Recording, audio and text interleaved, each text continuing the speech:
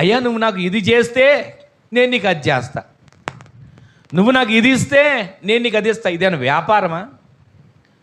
ఇదేమైనటువంటి దేవునికి మనకు ఉన్నటువంటి వాటాదారులకు సంబంధించినటువంటి ఏదైనా వ్యాపారమా? దేవుని దృష్టిలో మనం ఎల్లప్పుడూ కూడా ఆయన యొద్ద అడుగుతున్నాం కదా, ఆయన ఇస్తాడు. అయితే మనం ఆయన యొద్దకు వెళ్ళాలి. ఇప్పుడు ఒంట్లో బాగోలేదండి, శరీరం నీరసం అయిపోయింది, నడవలేని స్థితిలో ఉన్నాం. మనం హాస్పిటల్ దగ్గరికి వెళ్తామా? హాస్పిటలే మన ఇంటికి రావాలనుకుంటామా?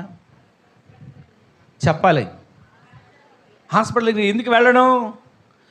హాస్పిటలే నా ఇంటికి రప్పించుకోవచ్చుగా, హాస్పిటల్నే ఆ డాక్టర్నే మన ఇంటికి రప్పించుకోవచ్చుగా. రప్పించుకుంటాం కొన్నిసార్లు, కానీ హాస్పిటల్కి వెళితే అక్కడ అన్ని వసతులు ఉంటాయి.